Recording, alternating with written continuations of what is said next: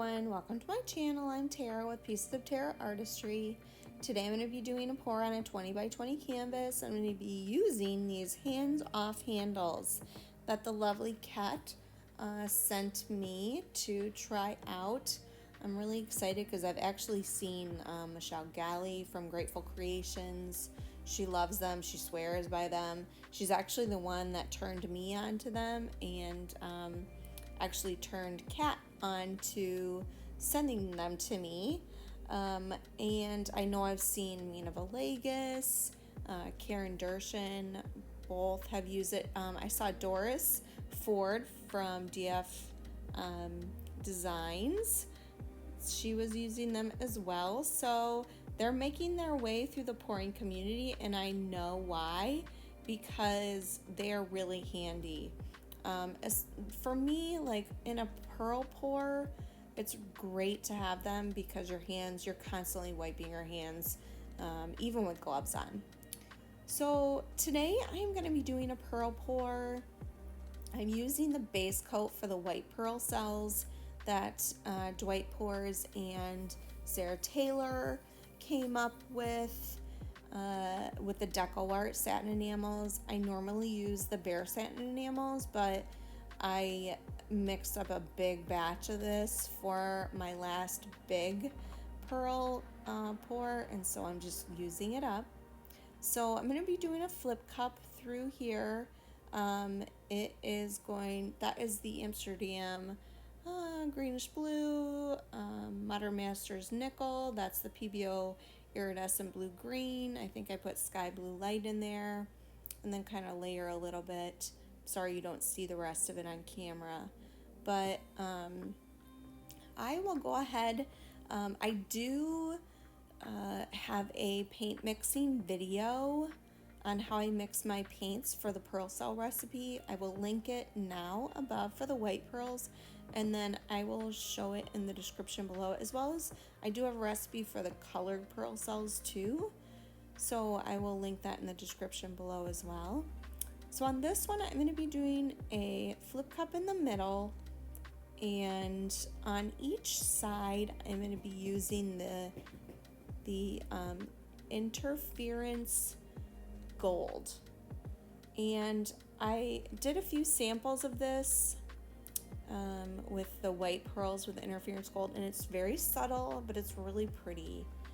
So I haven't done it actually on a painting yet, so I thought I would give it a try. Have a little bit of negative space over there on either side of this flip cup, and then I'm going to be doing a Dutch pour also in this one as well. So I am going to let you watch, and then I'll pop back in, but please make sure to stick around for, I do have wet and dry results, as well as I do show you at the end a little tip that I have for these hands-off handles, because with these pearl pours, they dry really fast, and this one dried like within probably 18 hours of the pour, and so the full canvas was dry, and then I went to take them the handles off, and you'll see what happened. But another point that I want to just make quick is if you're like me, I can't wait. Usually I'll do a pour, and the next day I'll come down and I'll look at it and I'll see how it's progressing, and I'll like analyze it, and I'll usually pick it up and move it around. And there have been so many times where I've done that and I've stuck my finger in wet paint, which is so incredibly frustrating, because you guys know that is really, really hard to repair, if not impossible.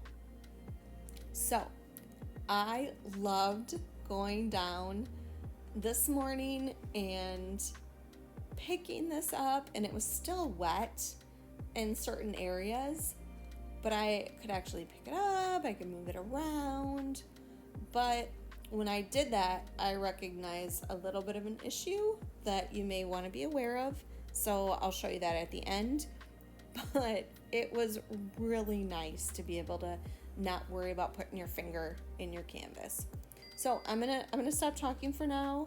I will pop back in a little bit, and I really hope you like this one. If you do like it, please like, share, subscribe, hit that notification bell so you're notified each time I put out a new video. And yeah, I really do appreciate all of you. I mean, I'm getting new subscribers all the time, and I'm really super grateful for that. And if you ever have any questions or comments, please feel free to go ahead and put them in the comments below. Email me. Yeah, I love to hear what you guys have to say. So, okay, I'm going to shut up for now, and I will pop back in a little while. Okay.